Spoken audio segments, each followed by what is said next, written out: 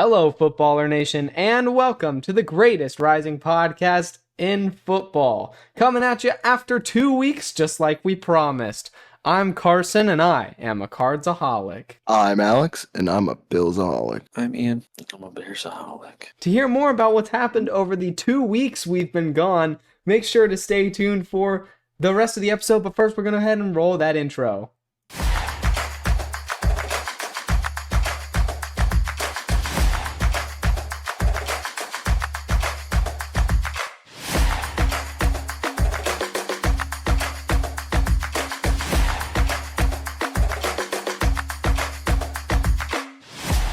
Hello, Footballer Nation, and welcome to Footballers Anonymous, the greatest rising podcast in football. It's been a hot second since we got to talk about football. For several reasons. We did record 2 weeks ago, and thanks to some wonderful technical issues, that episode never was able to see the light of day. So there is a lost Footballers Anonymous episode now. So, and then because of a whole bunch of personal things happening over the last 2 weeks, we weren't able to get that recording in. So we took a 4-week hiatus instead of a 2-week hiatus. Ladies and gentlemen, but we're back, and we're going to be filling you in on a whole month of content. As well as repeating a bunch of things that we've already said because we recorded 2 weeks ago. But we're going to roll with it. Most of this, besides the technical difficulties part, that was not my fault. That wasn't any of our faults. That was just unfortunate circumstance. But after that, mostly on me because I didn't think it'd be wise to record a podcast episode after I got my wisdom teeth removed. It would have sounded really terrible. So I got them removed like a week ago now, a little over a week, so I'm sounding normal. Everybody go down to the comments right now and say, how could you, Alex? Hashtag Alex's fault. Hashtag blame Alex. Especially Alex Joseph fans. Come on. Alex Joseph fans got to keep him accountable. Oh yeah, no, I know there will. Listen, we here at Footballers Anonymous value credibility and ownership, which is why we are admitting that this is all Alex's fault and not at all my software's fault. They will all hold me accountable except for Alex Joseph Fan 2. Alex Joseph Fan 2. I'm here to say Alex don't care if Alex Joseph Fan 2. Oh no. Okay, anyways, we're going to start this episode off with the same way we start off most episodes with, we asked you to ask us questions and we answered them. 2 weeks ago when we put out our poll, you guys gave us a lot of questions and we answered them very well. But we're going to do it again. We once again would like to thank you guys for sending in so many great questions. So we're going to go ahead and start off with a question from Angie Madsen. Angie has asked us a question on the podcast before, if you remember. Angie Madsen was the one who asked us, what is a first down? And Ian was very, in his expert football knowledge, he was very great with his explanation. We have another question from Angie Madsen. Angie asks, what the sigma is a first down? I mean, essentially, you play football and gain 10 yards. There you go. Sometimes more, sometimes less. That's a first down. Nah, what Ian said last time, because he's not giving the description he gave last time. A sigma first down is when you do it in one go. It's true. It's true. That is true. That's what we've called it. We're calling when you move the chains after a 1st and 10 to make it another 1st and 10. That's what we're calling a sigma first down. The sigma first down. New term by Footballers Anonymous. Just so people know, the term moving the chain is in reference to the fact that on the sideline, the NFL referees have 2 poles. The scrimmage pole, the first down pole, and between them is a chain, and there's one on each side of the field. So when you get a first down, they have to move those poles, which therefore moves those chains. But they will no longer be doing that. Moving the chains because they have to move the chains, and getting a first down makes them move the chains. Spitting bars. Heat. Thank you very much. He spit all those bars, but they're not even going to be moving the chains anymore. It's all going to be the video stuff. This next question comes from Mrs. Rogers, and she asks, what special guests do you have planned for the coming season? Well, we here at Footballers Anonymous love mascots. We are currently in talks with the head of the Virginia Beach public school system. Potentially might bring them Potentially. on. We have some Poten- connections. She's not That's the head of the whole system. she's the head of this whole state. Correction, my Oh apologies. no, In fact, yeah. she's essentially the president of the United States of America. We're in talks with her right now to potentially bring her on. But we love mascots here at Footballers Anonymous. And if you want your mascot to be featured on the channel, on the podcast, hit them up. Tell them, yo, there's this new rising football podcast, best rising podcast in football. Only one that covers the UFL. You should go hop on it. We're We not accept- even just taking mascots. We'll take anyone that's related to football. Any like players, coaches, you name it, but we love mascots. We accept all mascots too. UFL mascots count. Literally any mascot. We would love to Tom have them on the Grossi podcast. counts. Dude, yes, Tom Grossi is the official Packers mascot. We would love to have Tom on the pod. We love Tom. Okay, so this next question is gonna really just kind of date how long it's been since we've talked. Tanner Strickland asks, "Did my Dolphins win this trade?" Seems super up in the air for both sides, if I'm being honest. If you don't understand what he's talking about, we'll talk about this now since we have so much NFL news. A couple weeks ago, the Dolphins traded Jalen Ramsey, Jonnu Smith, and a 2027 seventh rounder to the Steelers for Minkah Fitzpatrick and a 2027 fifth rounder. So Tanner is wondering who we believe won this trade. Hold on, my brain just completely farted. I was waiting for you to go. You usually go first. Yeah, my first. I heard all of that, and I went to give an answer, and I forgot everything.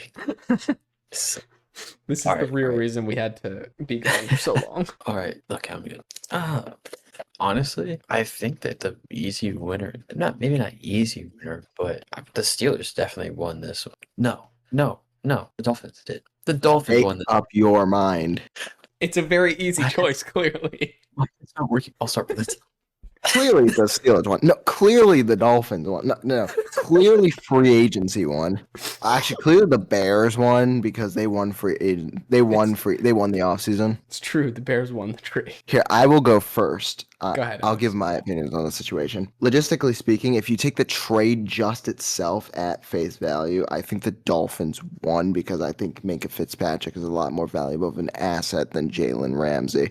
Granted, Jalen Ramsey, he's not bad at all. He's just on the older side, and he's a bit of a character as well. I know the Dolphins have a lot of culture issues over there, so getting him out is good, and getting Minkah Fitzpatrick in return is also very good. Minkah Fitzpatrick has taken a slight, from what I've heard from Steelers fans, slight dip in production. Slight. Like, he's still been elite, but, like, How much of a dip? slight. I'm trying to not, like, I'm trying to preface, like, it's, like, not been, like, I didn't think it was enough to warrant him being traded. Yeah. But the Steelers are the nursing him. I will also say though, and I'm gonna bring this up now since it's kind of tied. Jonnu Smith. Obviously, the Dolphins got rid of their number one tight end. They are replacing him with Darren Waller. So when you look into that, they didn't exactly fully win the trade because the idea was that they were going to get a better tight end to replace Jonnu Smith, and they didn't really do that. Granted, even with that being considered, they probably still won the trade. It's just that they could have won it a lot more than they did. Yeah, I completely agree with that. I think it's pretty easy to say that the Dolphins won. I mean, Is it? again? Yes, it is. At face value, Minkah Fitzpatrick is younger and more productive than Jalen Ramsey, and just a better guy to be around. They're losing Jonnu Smith, who's very up and down. I have him on my fantasy team, so I know that he's in very productive games and some really bad games. And then just getting a fifth rounder instead of a seventh rounder is pretty solid as well. The Steelers get a worse pick, a declining player, and a tight end who we don't know how much service he's going to get, playing probably behind Pat Fryermuth, who's been their most productive tight end for years. And then, yeah, Darren Waller's a downgrade from Jonnu Smith, but at least you know he's going to be used a lot. I'm definitely going to agree with Alex and Ian's analysis here. I really like, first off, Jalen Ramsey. I think in their primes, it's fair to say Jalen Ramsey would probably be better than Minkah Fitzpatrick in just a 100%. straight trade. I think that's yeah. pretty easy to say. But definitely age has affected Jalen Ramsey a lot more than Minkah Fitzpatrick, at least as of right now, for obvious reasons. So it's a very good trade for your secondary. Jonnu Smith, maybe that's like it is definitely a downgrade going to Darren Waller, but I don't think Jonnu Smith was ever going to be any sort of elite talent anyways. I'm sure they'll end up drafting a tight end at some point over the next year or two because they Darren Waller's not a stable option. He's definitely just, I believe he's gonna be on a 1-year deal too. So this is not any sort of permanent solution. And again, the 7th to 5th rounder is huge. I thought they would have been on the opposite end of that and they would have been lowering their draft pick, but they get the higher draft pick there, which is definitely big. 5th round draft picks there's a lot of gems in the 5th round. And in the 7th, you just get the occasional Brock Purdy. But I do want to mention that Minkah Fitzpatrick, if y'all do remember, was originally a Dolphin, and the Dolphins made a terrible trade sending him to Pittsburgh originally. And I guess they're getting a little paid back, I guess. I don't know what who knows what Pittsburgh is doing, honestly. They're getting all geared up to go 9-8 or maybe 10-7 this year. Ooh. I mean, that transitions into our next question by Trace and Guile. He says, how can we find a way to blame this on Tua? I had a very nice narrative going on last time. I don't remember half of it. I got you. So we're honestly, the original trade is not necessarily Tua's fault. That's not what the actual issue is here. The reason it's Tua's fault is because Tua originally was the one that suggested the trade. Like, he wanted a better tight end, but then he actually stumbled his way into the front office because he lives in the stadium. Yeah, he lives in the stadium. So that the medical staff have 24/7 supervision. He has to be watched over constantly by the mascot and the medical staff because of his CTE. He stumbled into the front office and he actually butt dialed the Giants. He butt dialed them with the landline that they have, and then the Giants picked up. And he was all like, I want a tight end. Can you give me Darren Waller? Forgetting that he hasn't been relevant in like 4 seasons. And the Giants were like, yeah, take him. He was actually listening to his music in the process. Yes, it's true. Oh, so that's why. That's why he was thinking about him, yeah. Because he doesn't know what good music is. He's his only supporter. He's the only person listening to Darren Waller in 2025. It's true. This just in, put it on a billboard. FBA claims that in order to listen to Darren Waller's music, you must have CTE. Put it on the billboard. Darren Waller, if you want to defend yourself, come on the pod. Put it on a shirt. Put it on a shirt. Dude, write an FBA theme song. Just saying. We could write an FBA theme song better than Darren Waller. We could. This is true. And this is actually genuine, by the way. We actually have like entirely genuine talent in we could cook. Yeah, we gotta do that at some point. So, anyway, speaking of cooking, we're gonna transition to the comment of the week. Yeah, so obviously we haven't been very active in a while, so our comment of the week is from a little while ago. But one thing that we did do, I guess Carson did, is he released, speaking of music, an absolutely banger soundtrack. If you don't know, you got to find out. If you know, you know. Under that video, our comments of the week from Gus Edie, bars. You'll know. If you know why it's comment of the week, because it is a factual statement. Carson was spitting. Bars, ladies and gentlemen. Comment of the week. Thank you very much, Alex. You should give a live. No, we're doing this later. You have to watch the actual video so we can get views. Sure. I'll do a live rendition when that video gets to 50 likes. You getting to do a music video? Oh no. Now, ladies and gentlemen, with us being officially, which we haven't mentioned this yet, with us being officially in the midnight shift, where we are now just counting down to the start of the NFL season. Last week or 2 weeks ago, I introduced a new segment. That was a surprise segment that these two had never heard about. They obviously have heard about it now because we did do the segment. But for the sake of the surprise, they're going to be acting like they haven't heard it yet. So, ladies and gentlemen, fasten your seatbelts because we're sitting in the hot seat now. I would like to introduce you to the newest Footballers Anonymous segment, especially for our midnight shift. Footballers Anonymous, trigger warning. For those of you who don't know how this works, which is everyone because no one's ever heard of this before, this is the part of the episode where we bring in our hot takes for football, where we talk about I think the format's going to be we take one that we've seen online and we take one of our personal hot takes and maybe we all agree and it's super easy, or maybe we talk about it a little bit and we disagree. But that's what we're going to do. So for this first one, this is one that we've all seen on the internet pretty frequently right now, and it is the Jalen Hurts conversation. So we're going to play the Jalen Hurts game. If you could each grab a nice little piece of paper. I'll use up Miles Morales here, and I'll Last time I ripped the paper into like 20,000 pieces, I'm just grabbing a napkin this time. Cool. Let me get the list. All right, everyone. So there's a lot of Discord. Oh, that's clean. I'll rip his head off. What? You'll rip his head off? Okay. Rip his head off. Ladies and gentlemen, there's a lot of debate online right now about whether Jalen Hurts is a top 5, top 10 quarterback. A lot of people are talking about it. And so what people are kind of doing is they're going through a list. Everyone's going to have a piece of paper, or in Ian's case, a Spider-Man Funko.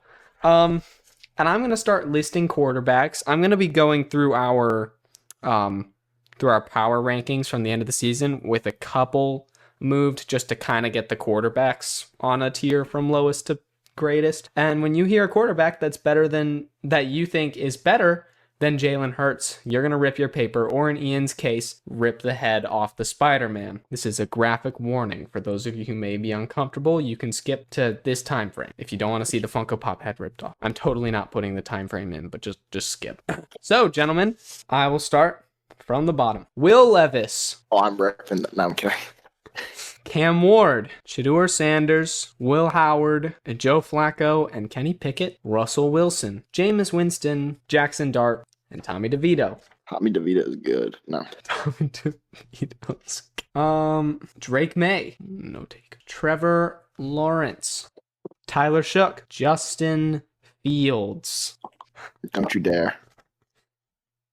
I went to for the culture. Are you kidding me? You ripped it for Justin I Fields? was going to do it for the culture. Okay. Mm-mm. Caleb Williams. Damn.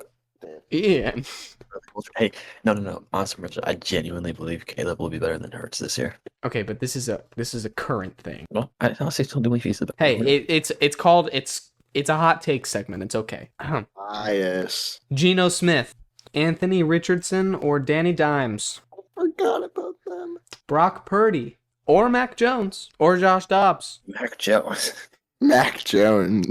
Tua, or Zach Wilson. Kind of want it for Zach, but I won't. Dak Prescott, Bryce Young, Michael Penix Jr. or Kirk Cousins, Kyler Murray, Sam Darnold or Jalen Milroe, Aaron Rodgers or Will Howard, CJ Stroud, Jordan Love, You know how funny it would be if I ripped it here? Justin Herbert. I'd love to rip, but I can't. Oh, interesting. Hold on now. Bo Nix. You know I really want to, but I'm not gonna do it because I'd be as hypocritical as Ian doing it for Williams. Joe Burrow. Okay, well, That's where my rip. that's free.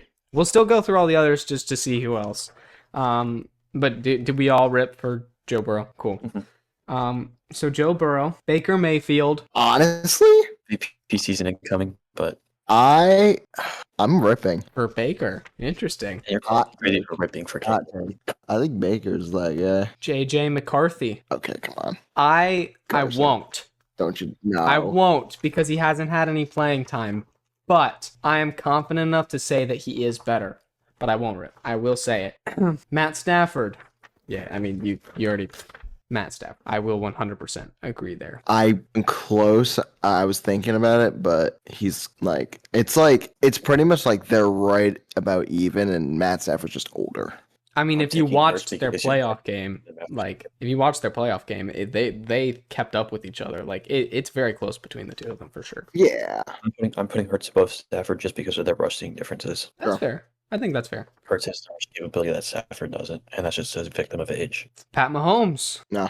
I kind of want to just because of some of Mahomes' throws, but I'm not going to. Hey, we're talking No, he's not the same player. last year specifically, Hurts was better than Mahomes. Yes, absolutely. Jared Goff. Unfortunately, might be a little bit overrated. Listen, you know that I will call out the Lions till death. I don't believe in them this season. I like Jared Goff, but Jalen Hurts is easily better. Jaden Daniels. This is one. Oh, Alex. Okay. Alex rips one for Jaden Daniels. I really want to. I'm not going to. I think this year has a good chance. But yes, I agree. He has a the good maturity in their games is what changed it for me. Like there were times in the season where I Jaden think that clearly I think holding pressure, specifically against Yes. the Eagles. okay, yes, but I think part of that was also difference in team. That's just difference in composure. He's a rookie. He's gonna get a little bit That too.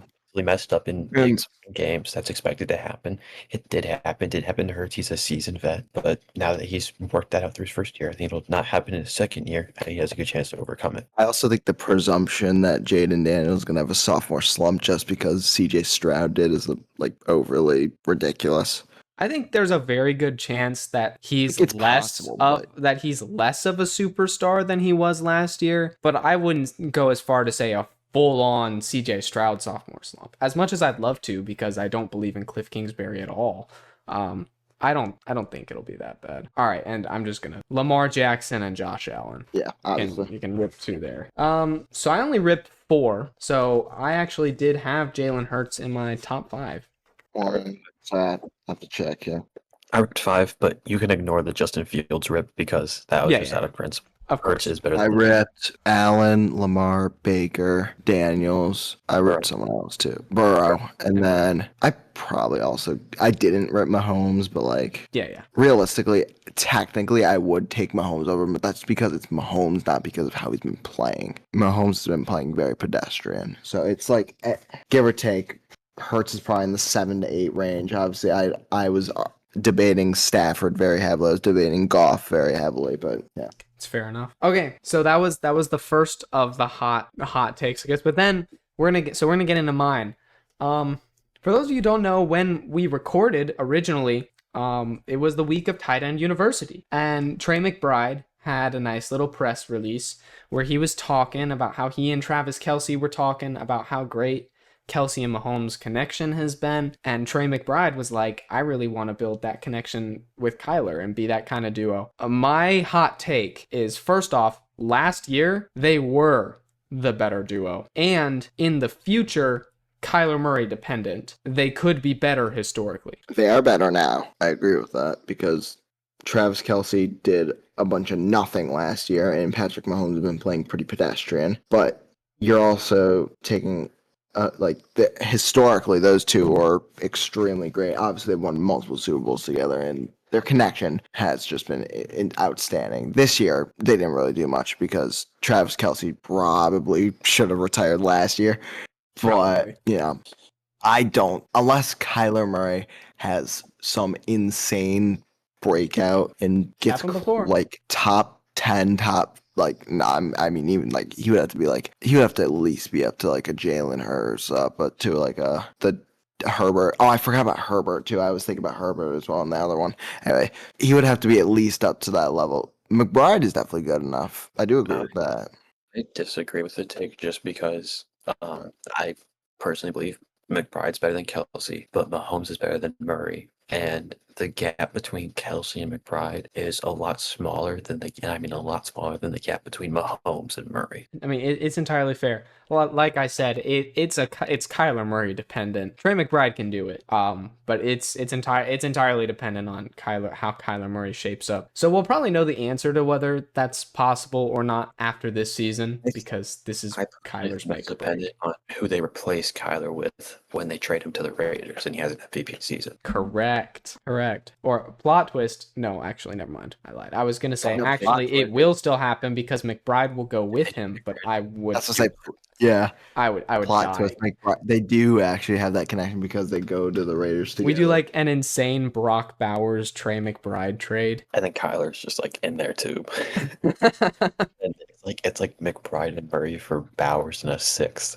And then Murray has his MVP season the next year. That would be a very Cardinals thing to happen, though. They trade him midway through the season when he's like the 23rd ranked quarterback and he explodes and finishes with an MVP. Those are 500 yards a game. No, literally. 6, because there's also 100 rushing yards. True. True. And McBride has like 400 receiving yards. And 1 touchdown. if he's lucky. Because the rest are all very. Yeah, McBride. Yeah, I will say McBride definitely needs to start racking up some more touchdowns if he's going to catch up to Although Cal- that if he's was gonna- only a this year thing. Like that's not been an issue. That was just a weird thing, like an anomaly that weird, happened yeah. this year. Like he can do it. He just wasn't used there. But Yeah.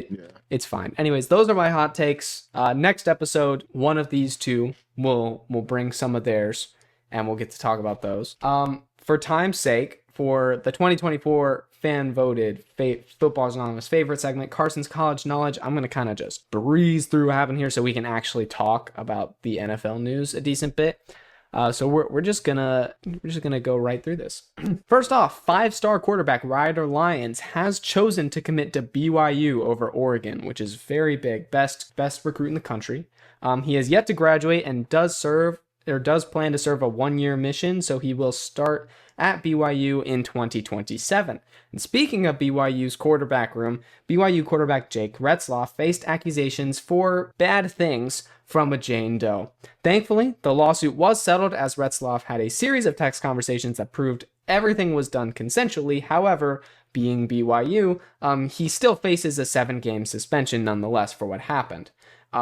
And because of that, he will be transferring and most likely not playing for the first part of the college football season because you're not going to be able to transfer anywhere fast enough for that. Apparently, Nick Saban is going to be returning to college coaching. We don't know where, but that may be something that happens. Could be kind of crazy if it does. Nobody else will ever do the mascot head bit after Lee Corso's final game, so that's very cool.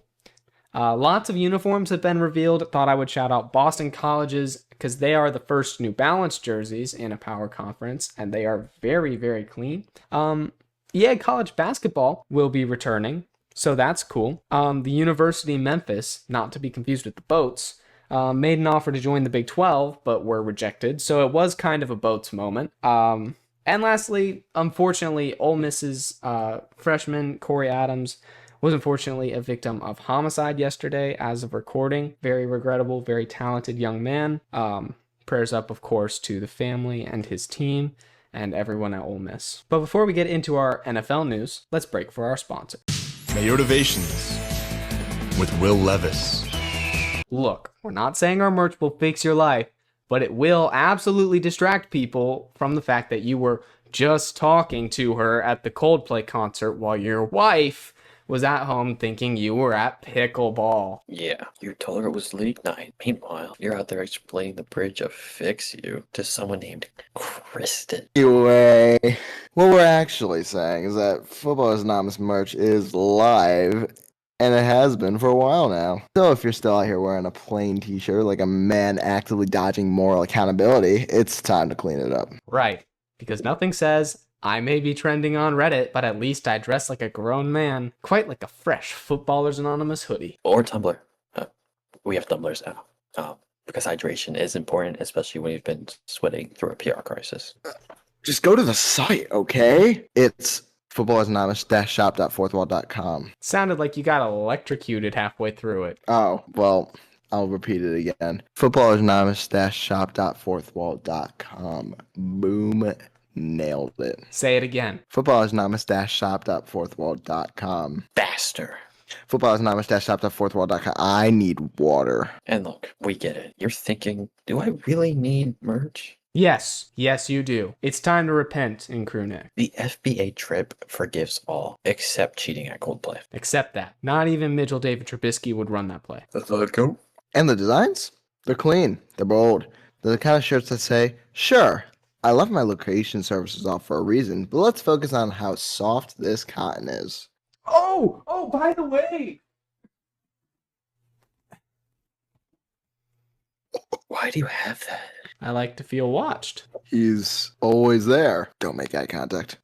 Anyway, You're making eye contact. merch, shirts, hoodies, mugs, stickers, wear it anywhere, wear it everywhere. Stop making eye contact. And if someone does recognize you from that video, at least they'll say, wow, that guy may have made some questionable life choices, but he dresses like he podcasts with conviction. And that's gonna all be at footballersanonymous-shop.fourthwall.com. I'm evolving. And it was all yellow. This advertisement is absolutely positive. But just by no one first step machine learning, deep learning model, protect languages are more large learning model, turning on billions of words from the internet and involved in the creation of this ad. And presents the age and account is barely considered should not be interpreted as an invention of robotics. The copy was handwritten by real projects using motion, at least one Google Doc. Side effects of purchasing after immersion weekly, the elevated podcast player, increased football IQ, spontaneous sightings, and with the pronounced footballers shop.4.com on the first try, and feeling seen in a hoodie. Consider the podcast before winning, pretty heavy is not responsible for crossover related misunderstandings, and he will never get rid of the girl again. Terms and stadium conditions apply. That was actually really impressive. I'm not gonna lie. I'm just gonna glaze that real quick. That was Yeah, pretty hold good. on. Like, Take a minute to you glaze skipped that. like 2 or 3 words, but like that was Holy. like up to speed. I messed up. Andy will never get a girl again. Yeah. We do need to rehash that. Andy, I stumbled on you stadium. gotta lock in. I can do this last two real quick if you will allow me to. No. We could just do it. You may have missed it because those bars were coming in real quick. But Andy, you need to lock in. Andy, Lock in, Andy. you messed up big time. You might not get a girl again. The only way is, first off, if you buy the Footballers Anonymous merch, and second off, I don't even know, man.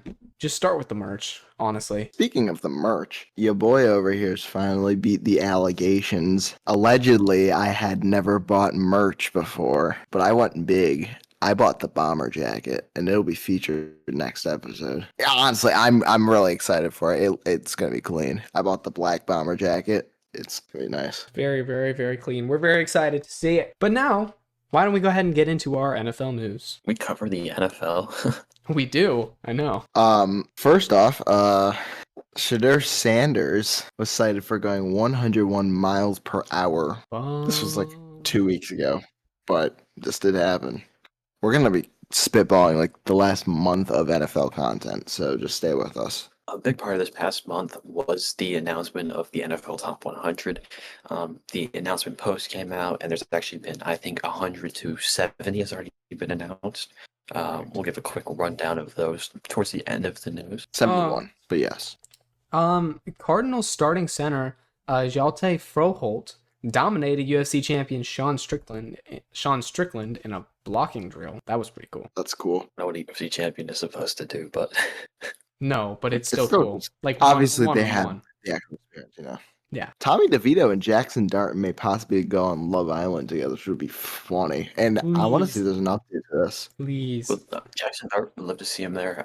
DeVito, is he going as part of the film crew?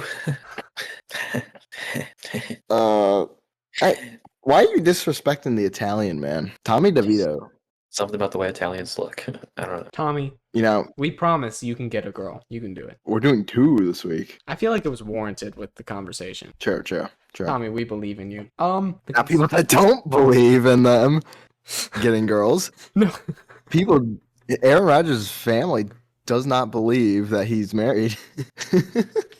They do not believe he's actually married. Don't know if that's still the case or not. This was like a month ago. So yeah. In other love news, Jordan Love got married, but let's be honest, no one really cares because Zach Wilson got married. Let's go. And it wasn't to a mom either. Huge. I love you, Zach Wilson. I have done a full 180 on my opinions of you like multiple times, but you're very cool. So congratulations, Zach Wilson. And speaking of people that I just really like, I've never done a 180 on this guy. JJ Watt, my dog, his family have welcomed their newest member, Nico Benjamin Watt. So congratulations to the Watt family. It's been a Speaking of good all month the for good Watts, fam- actually. Speaking of all the good, made an appearance on the Netflix show Tires in season 2. Oh. speaking of all that, sorry, I thought I was gonna get interrupted the third time. Anyways, speaking of, Nah.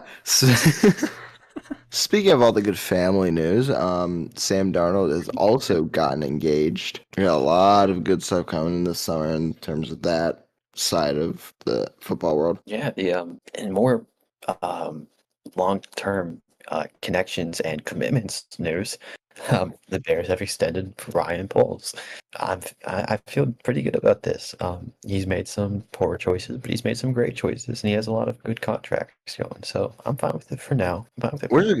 We're just gonna roll through all the extensions that have been happening because we are talking about extensions. So we're gonna extend our reaches and get more extensions pulled right in here. The Jets are extending Garrett Wilson to a 4-year, $130 million deal. The Chiefs are extending Trey Smith to a 4-year, $94 million deal, which makes him the highest paid guard in the NFL. The Jets are extending Sauce Gardner to a 4-year, $120.4 million a year. Nope, that's not an extension. The Steelers extended TJ Watt to a 3-year, $123 million deal, which makes him the highest paid non-quarterback, which is obviously completely deserved. The Chiefs extended George Karlaftis to a 4-year, $93 million deal. The Packers extended Zach Tom to a 4-year, $88 million deal. Bro, and they should have extended Zach Tom Grossi. True. And Footballers Anonymous has extended Ian, Carson, and Alex to a 4-year something $3 deal. deal. $3 deal. Let's go. To be determined dollar deal. Wait, you guys aren't finalized? Wait, are you? Are Are you getting paid? I finalized a 4-year, $3.23 deal. Whoa. How much of that's guaranteed? With 22 cents upfront guaranteed. What? Dude, I'm only on a 1-year deal. I'm getting like, what? Were they trying to move on? The heck? Just lock in. Dude, I'm sorry. I need to call my agent about that. Speaking of people that Carson, you do this part because I'm doing unis. Hang on. Yeah. Speaking of people that need to be moved on from, the Commanders signed Von Miller.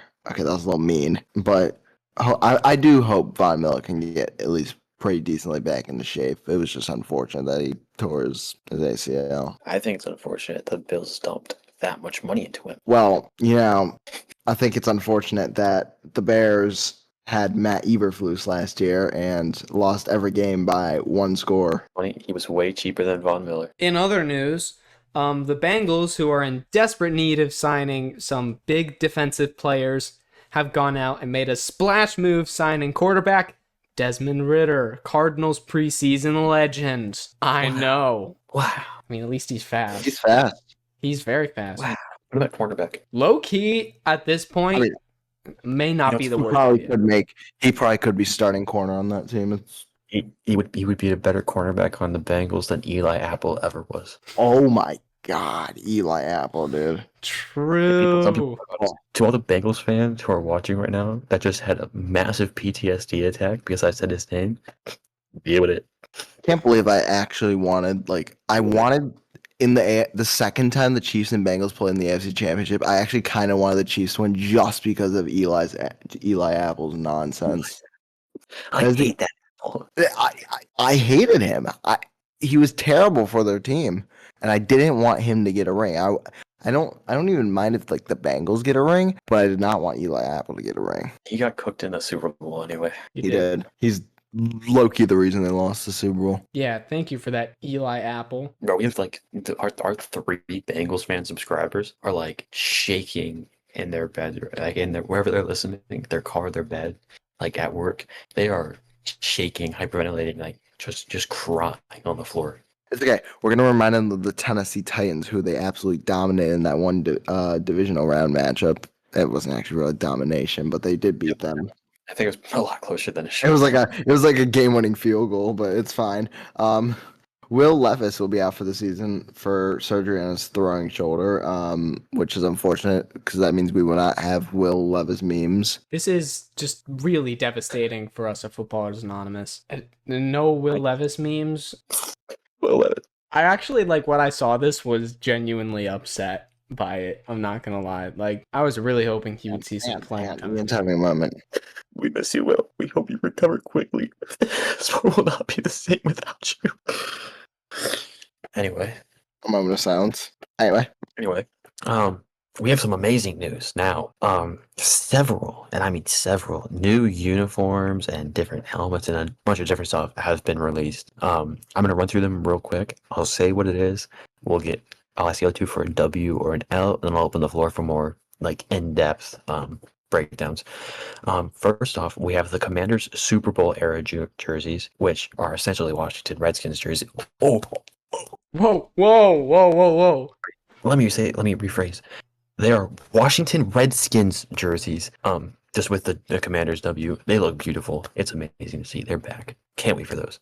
W or L, boys? W. W. They will feature for the first time Week 9 Sunday Football against the Seattle Seahawks at home. Who will also they'll That is during the that game they will L. also be wearing their throwbacks, so it's going to be a full on throwback game. Ooh, that's gonna be fun. Alex did not, in fact, say W or L. Is it a W or an L? That's the Is point. it a W or an L? For who? The jerseys. The jerseys, are they Oh. W? Are they a W or an L? Oh yeah, they're a W. That's how we're going through them. Next up, the New Orleans Saints have unveiled a white helmet with some nice little details on it. Are they? You guys know? Are these replacing their blacks? Or are they going to have both the whites and the blacks? I believe they're alternates. I think they're called So their they're iced replacing- out helmets or something. I can So they're check. replacing. Because they have the black helmets, but they also have the gold helmets, and now they have the white helmets. I think they're just using like all of them. I will check. It is an 'Cause they alternate don't- helmet. Okay, but is it replacing the black? That's what I'm looking at. They're saying it is an expansion to their uniform Cool. their So that means it's uniform both closet. white So I'm and going to black. say no. Beautiful, So beautiful. I think that's a W. Because of that W, they are clean helmets. The white is always pretty clean if done right. They have some really nice little details to them. When I keep in the blacks, I'm gonna give that a W. Carson. I'm gonna give it a W. I really like. They're very very detailed. I like the little details in the helmets. They're very clean. I actually think this might be my favorite Saints helmet. But I also just love white helmets. But I'm gonna say it's a W. The Tampa Bay Buccaneers, we all know they're iconic creamsicle, fan favorites, loved by everyone except for Carson. They unveiled, or should I say, they're bringing back their 76 white jerseys, which are beautiful, beautiful, and they will be worn when they play the Seattle Seahawks, who will also be wearing their throwbacks. Fun fact, I believe this is true. I believe this is what I was heard.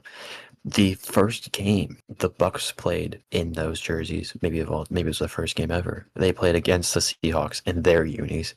So it's a real pure throwback game. W for me, very big W for me. I mean, look, I'm a jersey fanatic. I buy way too many jerseys. I love jerseys. I am a huge hater of the Bucks creamsicle jerseys. I have a general rule where usually if it's just straight yellow or straight orange, I'm not gonna like it. And I think as Unless a it's normal Virginia Tech. color, what? Unless it's Virginia Tech. Correct, because that is the cleanest orange uniform I've ever seen. But I digress. I don't like it as a base color, but on the white, it's one of the most clean uniforms in the NFL. I love this uniform. It is a massive W. Also, shout out to the Bucks old logo. It's so clean. Next up, the Los Angeles Chargers unveiled 2 new alternates. They brought back the Navy, the Royal Blues. That's so peak, so peak. We love that here at Football Songs. And they're also doing a new set of yellows and kind of expanding their different combos with the yellow. The yellow kind of, but the navy W, pure bred W. The helmet's a W. The jerseys are a W, pure W. Boys, Navy's absolute W. Yellow, holy L. I think the Chargers have hit both, and okay, I think the Navy uniforms are incredibly overrated. I love them so much, but like I don't love them as much as everyone else does. They're probably a top 10, but I wouldn't put them top 5. Love the Navy though. It's great that they're bringing them back and they listen to the fans. But the yellow, why? I would have, if you had told me like any day before today, I would have probably put these as some of my least favorite uniforms, but that changed today. So Why'd it change? I don't know, Ian. Why did it change? my apologies. That changed because Oh. Steelers unveiled 1933 throwback uniforms. Beautiful helmets, yellow base helmets with the Steelers logo. I'm so glad they have those again. Those are amazing. The jerseys, first of all, by itself, it's already not great. It's like I'd probably give the jersey by itself like a 6 out of 10. But then they paired it with tan pants. You look at every throwback jersey that's considered bad, and like 90% of them have tan pants. It's sickening. It's sad. Tan pants used to be the thing back in the day. It's not anymore. No one wants those. You give those black pants, they're instantly like 10 million times better. But they didn't. They gave them tan, so they were horrible. They're very bad. They're very bad. L. But the helmet's W, boys. Oh, I agree. The helmet, honestly, they should use a helmet. Like they should genuinely use like a yellow helmet. When was the last time they like really used it? I don't know, but I feel like the yellow helmet with the black uniform would be awesome. I agree. But again, honestly, I think that like the jersey is not the worst thing in the world. I think people are overhating just the jersey, but obviously you can't like look at that with the pants and be like, that's a W. That's not a W. It's just not. It's terrible. Tan pants. Honestly, yes, tan pants are like the worst thing in the NFL. But shout out the Cowboys' weird teal pants that are like low key, like slowly, and like they're inching towards the tan pants. Obviously, they're not as bad, but like those things are terrible. So when I first saw these, I was totally hating on the whole thing just because I thought it looked so bad. Once I took a second, I do really like the yellow helmets, and I wish they would just use the yellow helmets. I personally think the jerseys are being given way too much credit. I give them a 2 out of 10 at best. They look like soccer jerseys, and honestly worse than the Bumblebee jerseys, which frankly I didn't think was possible because those are despicable. They look like soccer jerseys, and the pattern's not even the same on the front and the back. It's different. There's no stripes on the back, there's stripes on the front. The vertical stripes that are on the front, they're not on the back. So like, please just make up your mind. And then it doesn't even keep the same design. So the stripes are on the front, not on the back, and the tan pants are just making that 2 out of 10. This is horrible. Like, the helmet is the only redeeming factor for me on these uniforms. I was trashing on the Chargers uniforms, but comparatively, like the Chargers, it's at least still a decent looking uniform. I just personally hate it. This is just garbage. This is a massive L. This is the worst thing I've seen since those Giants jerseys, which, oh boy. Also throwbacks with tan pants. Yes, also throwbacks with tan pants and knockoff Michigan helmets. Horrible, so bad. Like, all of the L's. If I could take all of the L's that have been given today and just move them here, I would do it. And that's all of the new unis. However, nothing can take as many L's as the 8th UFL team. Correct. Which we will be moving into our UFL segment. Wait. Oh, how did I forget my own last second edition for the NFL? I apologize. I saw this earlier and I thought it was really funny. FanDuel posted, which of the following is the most likely to happen in the year 2030? They give us 4 options. 3 of them are actually very interesting. I think it would be a very interesting debate if it was these 3 and something else that was also a little bit out there. The first 3 were Patrick Mahomes has 5+ Super Bowls. He would need to win 2 more, which it's possible, definitely possible. Josh Allen is a Dallas Cowboy. I don't think that's possible. But Caleb Williams has 3 MVPs, which I think Ian's gonna say what Ian's gonna say, but 3 and 5 is ridiculous, and you have to consider the fact that he's not going to get it next year because that's sophomore year, and so he would really be 3 and 4 years. It's ridiculous. You don't know. I confidently know that. I will buy one. I will buy one of the Steel City jerseys if Caleb Williams wins MVP this year. I'm not saying he will. I'm just saying you don't know for a fact that he won't win it in his I will buy one season. that has Santonio Holmes on it. Even though he never played in that jersey, I will totally do it. Or I'll just buy his Super Bowl jersey. Whatever you guys want. Caleb Williams will not win MVP. Get it signed. Get it signed. Get him a custom message signed. The last one, though. This is the obvious choice. This is the obvious answer. I don't know how this was included into this. This is they try to sneak this in there like it was something that was rare to happen. It's Aaron Rodgers starting a podcast. I think it'd be more surprising if he didn't start a podcast. I don't think it'll happen. He doesn't like media. Unless it's the Pat McAfee show. Yeah, but Dude's absolutely going to start a podcast. Yeah, he's going to do his own Pat McAfee. See, the difference show. between the media and a podcast is unless you're a cool podcast like us who actually interacts with people, you can just say things and put them out and not look at anything. It's not It's not necessarily the media. He can just put out his own opinions and not listen to literally anyone. I absolutely think he would do that. He could do a podcast recording during his darkness retreat, It would be literally nothing but just sound. Now, he would not be the only podcast to cover the UFL, but not. He probably doesn't even think about it because he's selfish. And of course, that's why we think about it, though, for the fans. Briefly, before we move on to our final segment, Ian mentioned at the beginning of our NFL segment that the NFL Top 100 is being released. Figured I would quickly run through those names. We have currently, as of Monday, we have 100 through 71, so I'm going to list them all out and what teams they're on. At number 100, we have Ladd McConkey from LA, of course. At 99, we have Leonard Williams out of Seattle. 98, Aaron Jones out of Minnesota. 97, we have Drake London out of Atlanta. 96, we have Levante David out of Tampa Bay. At 95, we have Josh Sweat out of AZ. Love that. 94, we have Sam Laporta out of Detroit. Also love that one. 93, we have Creed Humphrey out of KC. 92, we have Jesse Bates III out of Atlanta. At number 91, we have the CTE master himself, Tua Tagovailoa out of Miami. I don't know how he stuck in here.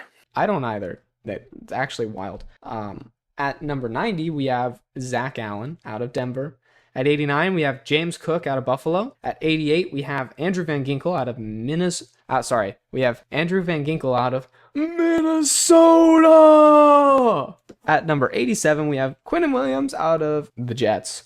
At 86, we have Laramie Tunsil coming from Washington. At 85, we have Kyron Williams from the Rams.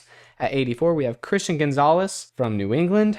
At 83, we have Cameron Hayward out of Pittsburgh. At 82, we have Jerry Jeudy out of Cleveland. At 81, we have Trent McDuffie out of KC or Arizona, according to Pete Prisco, because he's a bum and doesn't know where Trent McDuffie is. At 80, we have Rashawn Gary out of Green Bay. At 79, we have Dak Prescott out of Dallas. At 78, we have Khalil Mack, who's on the Chargers. At 77, we have T. Higgins from Cincinnati. At 76, we have Vita Vea out of Tampa. At 75, we have Patrick Queen out of Pittsburgh. At 74, we have Bobby Wagner from Washington. At 73, we have Christian McCaffrey out of San Fran. At 72, we have Sam Darnold out of Seattle. And 71, we have Kirby Joseph out of Detroit. Any interesting thoughts, boys, before we move on? Not much besides what we said. I think it'll be more interesting when we see the rest of the list. I concur. Ding. I concur. Master Kenobi should go. All right. Now the UFL. Sorry, guys, I jumped the gun twice. The UFL draft has been moved to September. When was it originally? I have no idea, but it's in September now. Hold on. I know it was after the NFL. It's in April normally. Now it's okay. in September. That's interesting. The UFL has also officially started its own free agency, which is very good for the league. Lumen Field staff confirmed that the UFL is interested in putting a team back in Seattle, pending some logistical challenges with the World Cup. That'd be great if they brought back the Sea Dragons, because they shouldn't have been taken out. They were an incredible addition in the XFL. And bringing back that rivalry with the Battlehawks and the Defenders and whatnot would be great for the league. I would love another Seattle team to hate on. Right, yeah. Here, I'll let someone else do stuff. I'm realizing I'm just running through it. Like, it's like my... All we have left is a bunch of UFL to NFL signings. Carson, I think it's just best if one of us, you or I, just goes through the list with all of it. Sure. You can take this since I took the last big list. All right. So we'll just run through it right quick. Joshua Corbin, running back out of San Antonio, has signed with the Falcons. Harrison Mevis, the thicker kicker out of Birmingham, has signed with the Jets. Sal Cannella, all UFL tight end of Arlington, has signed with the Browns. Seth Green, also a tight end of Arlington, has signed with the Saints. Mario Goodrich, cornerback out of Birmingham, has signed with the Broncos. Damon Arnett, cornerback out of Houston, has signed with the Texans. Staying in Houston, good for him. Dresser Wynn, quarterback out of Memphis, has signed with the Rams. That one's crazy. Yes. Not even very high in the league. The Rams have prior experience with Bryce Perkins, of all people, and they went with Dresser Wynn. They do have experience with Wynn, to be fair, but still. Not a good experience. Yes, sir. Durant, offensive tackle out of DC, has signed with the Patriots. Brian Nelson, offensive tackle out of Michigan, has signed with the Chargers. And Keon Bars, defensive line out of Arlington, has signed with the Arizona Cardinal, Trey McBride. Just want to shout out the fact that both 2 weeks ago and this time when we recorded, both times Ian said Joshua Corbin instead of Jay Sean Corbin. Same difference. True. It happened both times. He had 2 weeks to correct it, and it still came out as Joshua. So just a So couple. apologies to Jay Sean Corbin, because we know he listens to the podcast. Of course. Just a couple of things that I'm noticing here. All of the highest tier players have yet to be signed anywhere, which is a little weird. I mean, we're waiting for Bryce Perkins. We're waiting to see Jordan Ta'amu. And granted, this isn't all of the signings. These are only the major ones, but there's no Battlehawks on this list. Very interesting. I know at this point last year, we had a lot more signings than we do now, which is I know the UFL is trying to hold on to players a little bit, especially these big franchise guys, but I still would have expected, especially Bryce Perkins, who I would argue was the most NFL ready player in the league last year, to have a spot, especially with the Rams. What are they doing? Jordan Ta'amu, he should be a giant. He would fit in really well there, I feel like.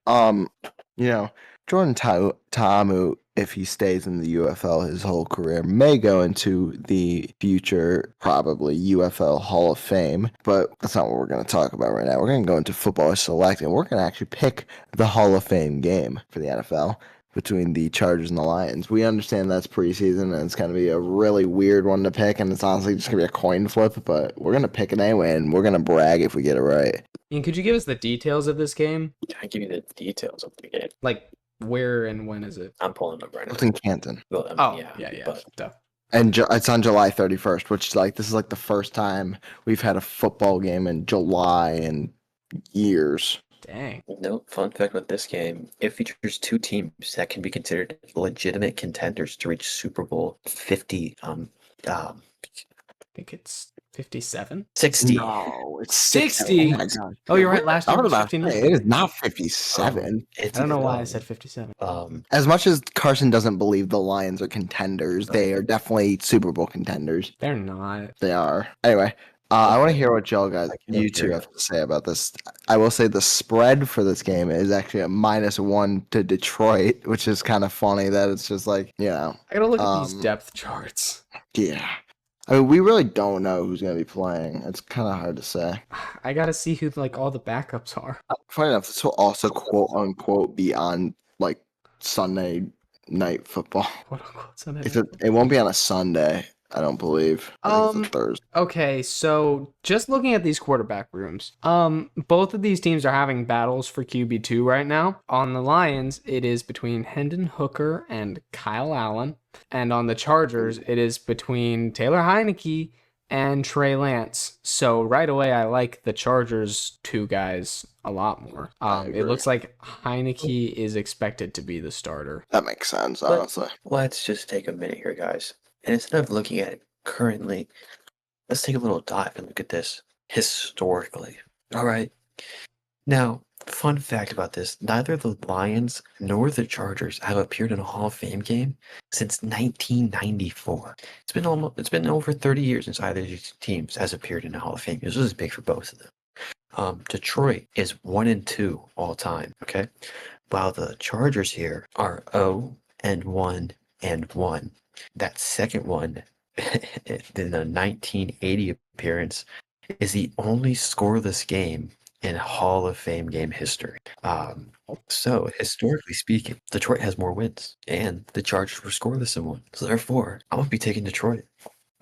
All right, so I'm giving some stats here. I'm checking things. Okay, this one, Ian, I'm trying to find the spreads, and I don't know if I'm gonna find them. You think people What would was even be the- betting on this? No. I'm trying to see the Hall of Fame game against the spread. Who does the favorite team usually win? Does I'm trying to figure that out. Here's what I will say. Since COVID, the team that is considered the home team has won every single time. Do with that information what you will. Carson, what's your pick?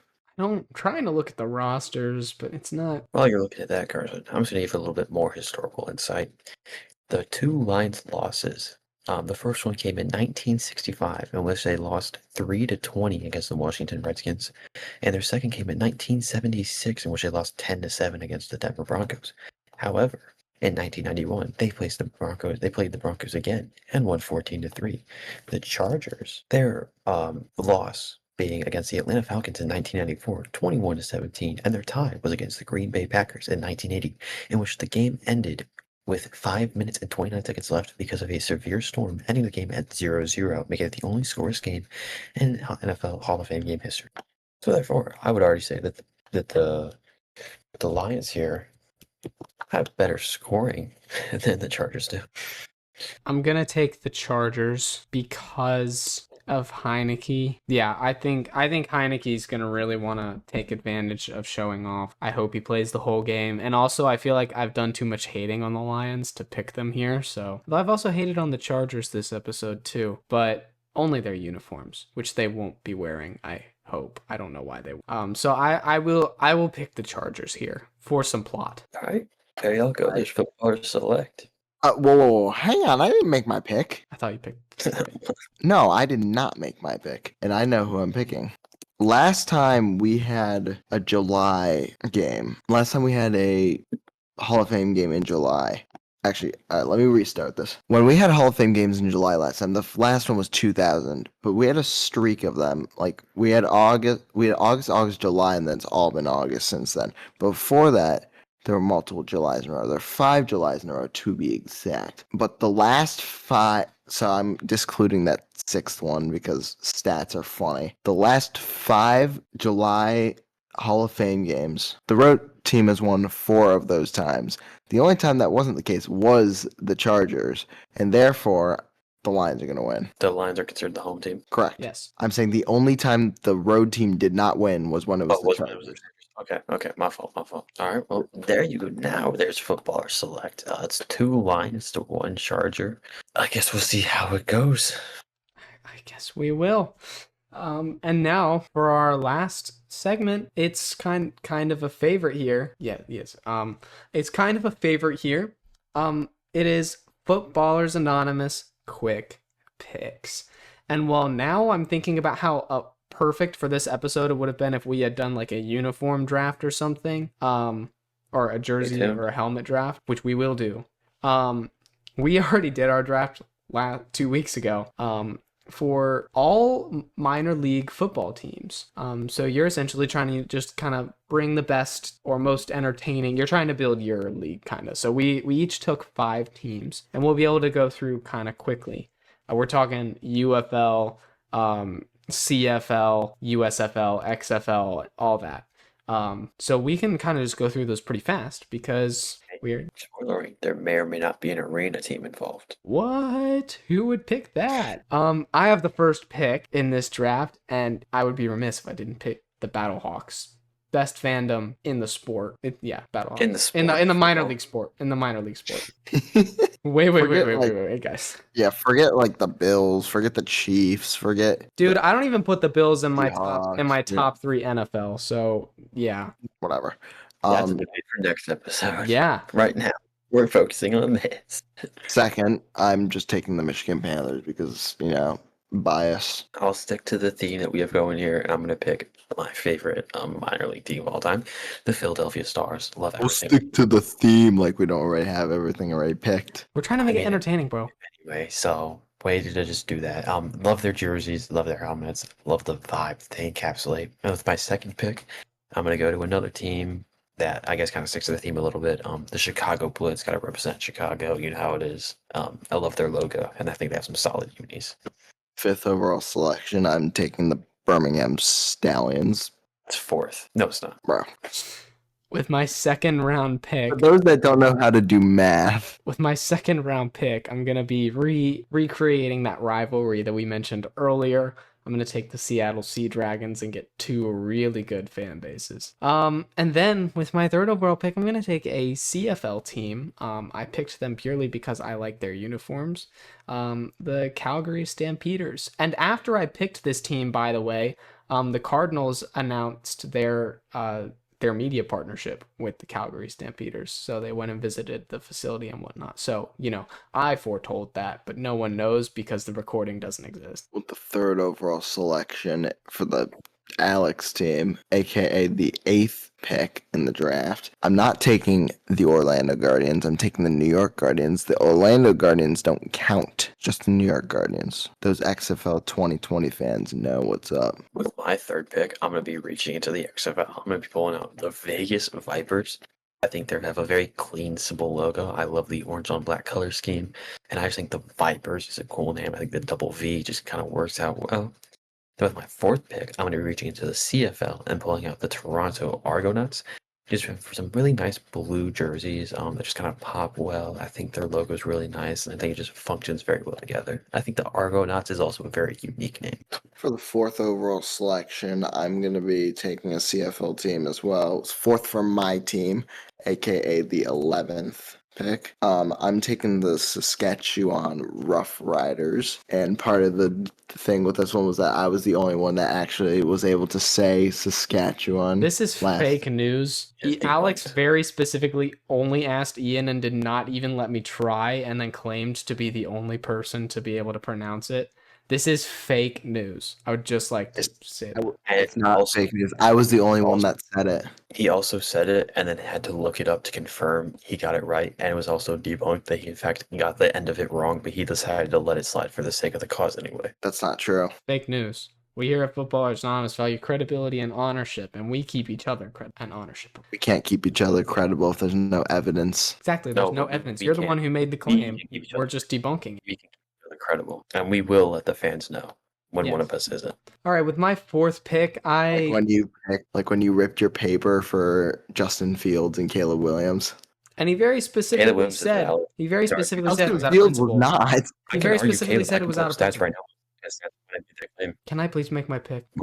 Yes. Thank you. With my fourth overall pick, I'm going to pick a team that frankly isn't very good and didn't have an amazing fan base, but their uniforms are kind of clean, and I have to take at least one. I'm going to take the Arizona Outlaws. Yeah, you just kind of have to. And with my fifth pick, I could not come out of this draft without one arena football team. In particular, the greatest arena football team to play in the league, the Iowa Barnstormers, with my beautiful quarterback Kurt Warner at the helm. With my fifth selection, I'm just taking the current defending champions in the UFL, the DC Defenders. We were all disappointed in letting that team fall that far when we drafted originally. Very big steal by Alex right there. And then with my final pick, Mr. Arella Minor League, I'm going to be taking the Oakland Invaders. I really like their logo. I think they have some clean unis, and I think it'd be cool to see them back with more modernized versions. Shout out I just thought I would mention probably the biggest fall of a draft that didn't get picked, the Tampa Bay Bandits. No, the biggest fall that didn't get picked was the New Orleans Breakers. I think I agree with that. And there it is. There is our quick pick segment. Go down into the comments. Let us grade each of our drafts. Let us know who won the draft. I think it's kind of an easy answer this week, but we're curious to know what you guys think. And then give us ideas for future drafts. We love to hear all of them, and we will probably do almost all of them. We will draft anything and everything. It's true. Be on the lookout for our jersey and helmet drafts. Those are going to be fun. But with that, Footballers Anonymous, that is the end of this episode. We thank you so much for joining us and for being patient as we have been AWOL for a hot second. We are back until the season starts, and we are back for Footballers Anonymous Season 2. We're very, very, very excited about that.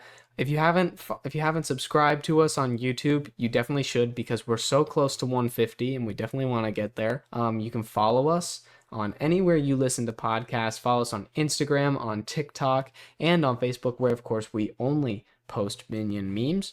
But with that, thank you so much for joining us. Football Nation, let's ride.